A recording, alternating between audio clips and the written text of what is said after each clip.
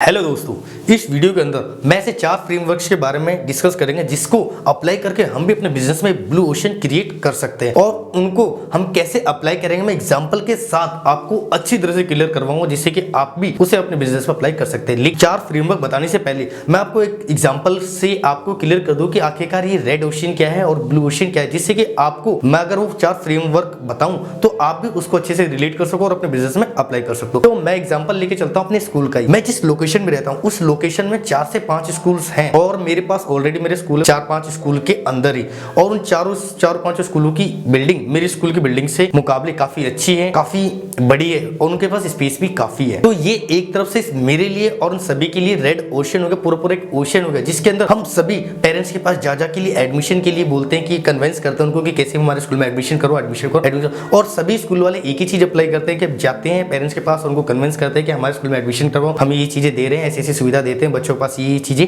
हैं।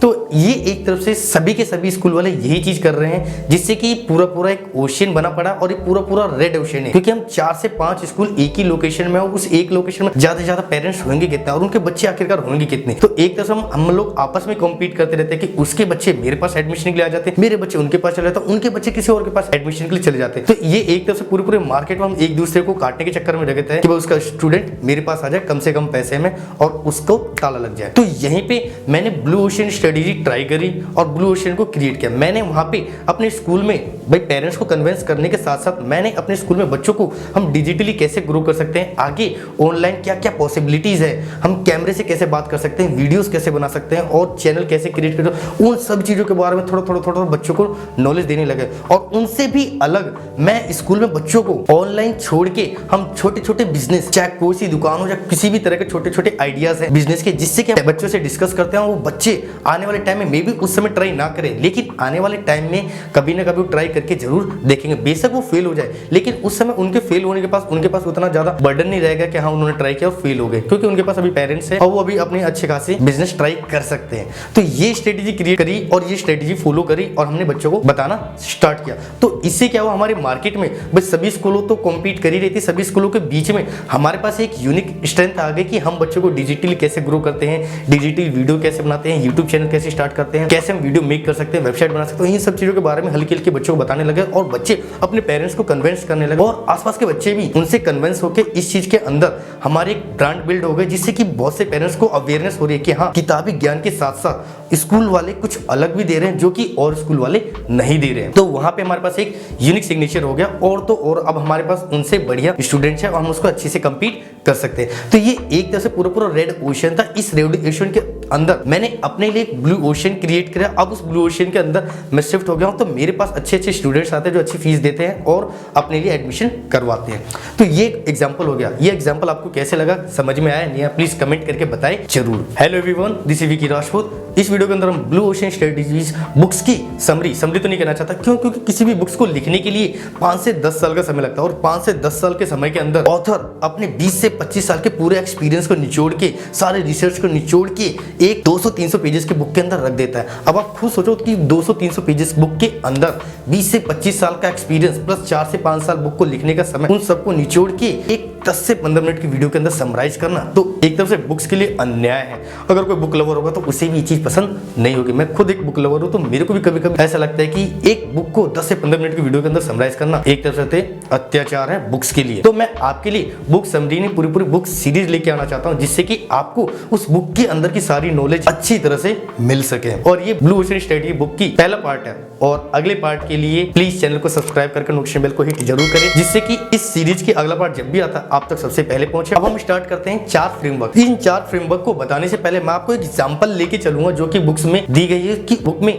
कैसे किसी बिजनेस ने उस 4 फ्रेमवर्क को अप्लाई किया और कैसे उसने अपने लिए ब्लू ओशन क्रिएट किया, जिससे कि आप उस 4 फ्रेमवर्क को अच्छी तरह से अप्लाई कर पाओगे, उसको अच्छी तरह से रिलेट भी कर पाओगे। बुक के अकॉर्डिंग 1960 के अंदर वाइन इंडस्ट्री थी, जो कि उसमें से जो टॉप 8 वाइन इंडस्ट्री जो कि पूरे 75% मार्केट शेयर को कैप्चर करती थी, मतलब कि 8 बड़ी कंपनियां थी जो 75% मार्केट शेयर उनके पास था कि उनकी जितनी वाइन होती थी वो 75 के 75% वाइन टॉप 8 कंपनीज की ही बिकती थी और वो टॉप 8 कंपनीज हाई प्राइस पे अपने वाइन्स को बेचती थी, क्वालिटी भी अच्छी थी और तो पूरे मार्केट को कैप्चर करती थी। और बाकी के 25% के लिए 1600 कंपनियां, जी हाँ 1600 कंपनियां उस 25% मार्केट शेयर के लिए कम्पीट कर रही थी। एक तरह से पूरा मान लो खच्चर सा बना रखा था कि 1600 कंपनियां 25% मार्केट को कैप्चर कर रही थी वाइन इंडस्ट्री के अंदर। तो सोचो क्या हाल हुआ होगा। यहाँ पे आप ग्राफ देख सकते हो, मैंने आपको यहाँ पे ग्राफ शेयर करा इस बुक के अकॉर्डिंग, कैसे जो हाई प्रीमियम वाइन्स होती है जिनकी प्राइस भी हाई है, उनकी एजिंग क्वालिटी अच्छी है, वाइन की कंडीशनिंग अच्छी है और काफी वैल्यूएबल है और वो काफी हाई प्राइस भी है। और जो बाकी के 1600 कंपनियां जो कि 25% मार्केट शेयर के लिए कम्पीट कर रही है, उनकी प्राइस भी लो है, सारी चीजें लो है और वो किस तरह से एक तरफ से आपस में रेड ओशन उन्होंने क्रिएट कर रखा है। और तो और जो टॉप 8 कंपनीज थी उन्होंने अलग अलग टाइप के लिए अलग अलग किस्म की अलग अलग वाइन्स बना रखी थी और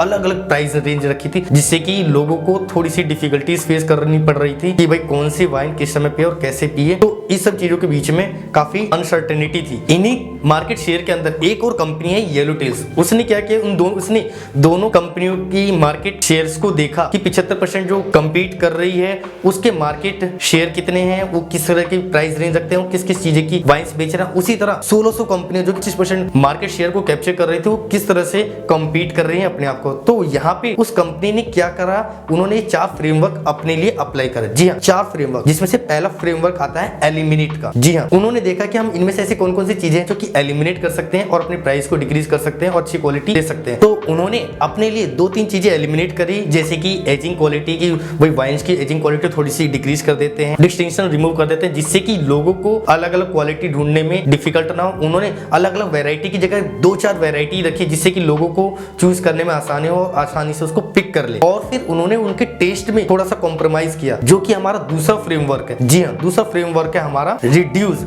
उन्होंने क्या किया कि दोनों मार्केट शेयर 75% की और 25% की मार्केट शेयर की वाइन क्वालिटी देखी, उनकी जो टेस्ट देखा, उस टेस्ट में दोनों का अलग अलग डिफरेंस आता। तो उन्होंने क्या किया, ऐसा टेस्ट बनाया जिससे कि ना तो थोड़ा मीठा रहे ना ही वो कड़वा रहे, उनको बीच में टेस्ट रखा, जिससे कि लोगों को अच्छा भी लगे और उनको पीते समय ऐसा महसूस भी नहीं कहा वो वाइन पी रहे हैं, कुछ अलग ही चीज पी रहे हैं। तो वहां पे उन्होंने दूसरा फ्रेमवर्क यूज करा रिड्यूस का, कि कैसे उन्होंने उनकी टेस्ट की क्वालिटी थोड़ी सी रिड्यूस करी, क्वालिटी तो नहीं कह सकता लेकिन उनके टेस्ट में चेंज किया। और तीसरा मोस्ट इंपोर्टेंट फ्रेमवर्क था हमारा रेज, कि उन्होंने क्या किया कि दोनों कंपनियों की मार्केट शेयर को देखा, उन दोनों के मार्केट शेयर के अंदर उन्होंने देखा कि कैसे इनकी प्राइस वैल्यू अलग है, इनकी प्राइस वैल्यू अलग है, इन्होंने अलग अलग कैटेगरी के लिए अलग अलग वाइन्स दे रखी, इन्होंने भी अलग अलग कैटेगरी के लिए अलग अलग वाइन्स दे रखी। तो इन्होंने क्या किया, येलो टेल्स कंपनी ने अपनी वाइन की जो प्राइस है उन्होंने इन दोनों के बीच में रखी, ना तो कम ना ही ज्यादा। और तो और उन्होंने ज्यादा वैरायटीज भी नहीं रखी, उन्होंने कुछ वैरायटीज रखी जो मार्केट में ज्यादा बिक रही थी, उन्हीं वैरायटीज को रखा। और ज्यादातर जो पार्टी सेलिब्रेट करते हैं, जैसे बर्थडे हो गया, क्रिसमस हो गया, और ऐसी जो रेगुलर यूज आने वाली वैरायटी उनको ही उसके अंदर रिलीज किया, उनको उन्होंने बढ़ाया। और last but not least framework आता है क्रिएट, कि उन्होंने ऐसा क्या क्रिएट किया जिससे कि दोनों मार्केट के बीच में एडजस्ट हो जाए। मैं आपको इनका ग्राफ जरूर दिखाऊंगा बुक के अकॉर्डिंग कि कैसे उन्होंने अपने मार्केट शेयर को बीच में से अपने लिए एक अच्छा ब्लू ओशन क्रिएट किया और अपनी मार्केट को आगे कैप्चर किया। उन्होंने क्या किया कि उन्होंने एक इजी सिलेक्शन रखा कि आपको ज्यादा कैटेगरी नहीं, ज्यादा वैरायटी नहीं, तो आराम से कोई भी आदमी जाएगा और उनको सिलेक्ट कर सकता है। इजीली सिलेक्शन रखा उन्होंने। और तो और इजी ड्रिंकिंग रखा, कि उनका टेस्ट ना तो उतना हार्ड रखा ना ही उतना नॉर्मल रखा, इजी रखा कि ना उनको पता चले कि हाँ भाई इतनी कड़वी है, ना ही उतना मीठा भी रखा, कि मैं बिल्कुल उनको बीच में बिल्कुल मिडिल में रखो उस वाइन की टेस्ट को। और तो और उन्होंने अपने लिए थीम सेट करेगी फन एंड एडवेंचर, कि हम जब जो भी वाइन्स बना रहे हैं वो फन्स के लिए, एडवेंचर के लिए आप इसमें इसको यूज कर सकते हो। और इस तरह से आप ग्राफ देख सकते हैं कि ग्राफ के अंदर कैसे इन जो 75% मार्केट शेयर है, जो कि आपको ऊपर दिख रहा होगा 75% मार्केट शेयर के, 75% मार्केट शेयर वाली कंपनी की, और नीचे है जो कैसे 25% मार्केट शेयर में 1600 कंपनी है जो कंपीट कर रही है। इसके बीच में येलो टेल्स ने अपनी मार्केट बनाई, ब्लू ओशन स्ट्रेटेजी के 4 फ्रेमवर्क को अप्लाई किया और उससे कैसे उन्होंने अपने लिए ब्लू ओशन को क्रिएट। अगर आप इस वीडियो के अंदर अब तक रुके हो तो मैं आपको एक और एग्जांपल देता हूं जिससे कि आपको और अच्छी तरह से क्लियर हो जाए। काफी समय पहले सर्कस इंडस्ट्री काफी फेमस इंडस्ट्री थी जिसके अंदर काफी लोग पैसे खर्च करते थे, लेकिन वहां पे आपको पता है कि सर्कस में बहुत सारी खर्चे भी होते हैं एनिमल्स के, स्टार परफॉर्मर के, तो वहां पे सर्कस कंपनी कैसे उसमें सर्वाइव कर पाती उस मार्केट शेयर के अंदर। तो उन्होंने देखा कि जो सभी मार्केट शेयर है सर्कस कंपनी के, वो आखिरकार करती क्या है, और फिर उन्होंने अपना सर्कस वहां पे लोकेशन पे स्टार्ट किया। उन्होंने इसी 4 फ्रेमवर्क को अप्लाई किया। इसी 4 फ्रेमवर्क के अंदर उन्होंने क्या किया, पहला फ्रेमवर्क स्टार्ट किया। सबसे पहला फ्रेमवर्क था हमारा एलिमिनेट। उन्होंने अपने सर्कस के अंदर जो हमारे उनके स्टार परफॉर्मर थे जो कि काफी हाई पेइंग थे, उनको काफी ज्यादा पैसे देने पड़ते थे। फिर उसके बाद उन्होंने एनिमल्स के शोज कैंसिल कर दिए, स्टार परफॉर्मर्स के शो कैंसिल कर दिए, और तो और जो स्टंट थे, जो डेंजर सीन्स थे, उनको भी एलिमिनेट कर दिया, जिससे कि लोगों के अंदर डर सा ना बना रहे, डर का माहौल ना रहे। क्योंकि आपको पता है कि एक तो एनिमल्स को ट्रेन करना और तो और उनको खिलाना पिलाना काफी खर्चे आ जाते हैं, और तो और स्टार परफॉर्मर्स को रखने के उनके भी काफी हाई पेइंग होते हैं, उनको देना पड़ता है। तो उन्होंने वहां पे उसको एलिमिनेट कर दिया। उन्होंने स्टार परफॉर्मर नहीं रखा, एनिमल शो बंद कर दिए, और जो डेंजर स्टंट थे उनको भी बंद कर दिया, एलिमिनेट कर दिया, जिससे कि उनके पास बहुत सारा पैसा बच गया। तो ये तो उन्होंने पहला फ्रेमवर्क अप्लाई किया। दूसरा फ्रेमवर्क जो कि था हमारा रिड्यूस। उन्होंने क्या रिड्यूस किया, उन्होंने अपने सर्कस में थ्रिल और डेंजर ये सारी चीजों को रिड्यूस कर दिया, उसको कम कर दिया, जिससे कि उनके पास थोड़ा सा और पैसा बच सके सर्वाइव करने के लिए। तो उन्होंने 2 चीजें कम कर ली। फिर उसके बाद जो तीसरा फ्रेमवर्क आता रेज, कि उन्होंने आखिरकार ऐसा बढ़ाया क्या जिससे कि मार्केट शेयर के अंदर वो सर्कस अलग लगे और उनको वहां पे ज्यादा से ज्यादा कस्टमर मिल सके, जिससे कि शो ज्यादा से ज्यादा देख सके। जी हाँ, उन्होंने रेज किया। उन्होंने अपनी प्राइस रेंज उनसे मुकाबले अच्छी रेज करी कि भाई जिनकी प्राइस मान लो भाई 200 रुपए टिकट थी, तो उन्होंने 200 की जगह पे अपनी 250 रुपए की टिकट कर दी, जिससे कि लोगों के अंदर एक वैल्यू क्रिएट हो कि हाँ भाई ये सभी 200 रुपए प्राइस रख रहे हैं, तो 200 की जगह 250 रख रहे थे, ऐसा क्या है। तो वहां पे एक तो यूनिक वैल्यू बना ली उन्होंने, और साथ में उन्होंने यूनिक वेन्यू भी रखा। भाई टेंट वेंट लगा के उन्होंने सर्कस नहीं रखा, उन्होंने तो वेन्यू अच्छी जगह रखी। उन्होंने वहां पे अपनी थीम सेट करी और बढ़िया से उन्होंने यूनिक वेन्यू रखा कि हम यहाँ रहेंगे और हमारे आसपास कोई भी नहीं रहेगा। तो वहां पे उन्होंने तीसरी चीज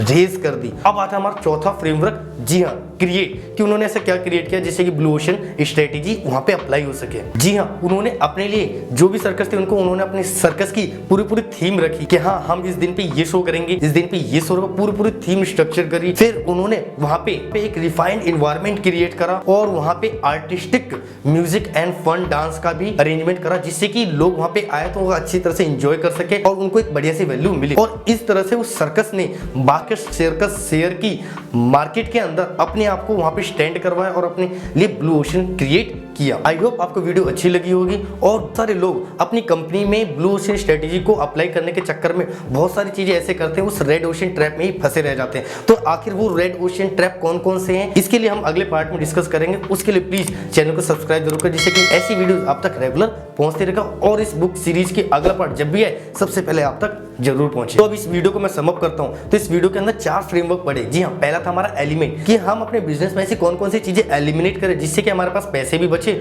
और उससे हमारे बिजनेस में ज्यादा फर्क भी ना पड़े। दूसरा फ्रेमवर्क था हमारा रिड्यूस, कि हम अपनी कंपनी में, अपनी इंडस्ट्री में ऐसी कौन कौन सी चीजें हैं जो कि हम रिड्यूस करने से ना तो मेरे बिजनेस में पड़ेगा और तो और ना ही मेरे प्रॉफिटेबिलिटी पे कोई फर्क पड़ेगा। एंड थर्ड फ्रेमवर्क था हमारा रेज, कि हम ऐसी कौन कौन सी चीजें बढ़ा सकें जिससे कि हम मार्केट में थोड़ा सा यूनिक हो और मार्केट से थोड़ा सा अलग हो, हटके हो। तो किस तरह से, जैसे हम अपना प्राइस रेंज हो गया, अपने प्रोडक्ट के साथ कुछ और भी एक्स्ट्रा दिया जिससे कि लोगों के अंदर क्रेज आए और उसको लिए वो उतावले हो जाए। And last but not least framework था हमारा क्रिएट, कि हम ऐसा क्या क्रिएट कर सकते हैं अपने बिजनेस के अंदर जो कि और भी मार्केट में जो कंपनी है, इंडस्ट्री है, जो सर्विसेज है, वो मार्केट को नहीं दे रही, उस कस्टमर को नहीं दे रही। ऐसा हम क्या क्रिएट कर सकते हैं अपने बिजनेस के अंदर। आई होप आपको वीडियो अच्छी लगी, तो प्लीज वीडियो कैसी लगी कमेंट में बताएं जरूर, जिससे कि मैं भी रेगुलर मोटिवेट होके आप तक ऐसी बुक सीरीज आप तक लेके आता रहूं और आप भी कहीं उस रेड ओशन ट्रैप में ना फंसे। इसके लिए प्लीज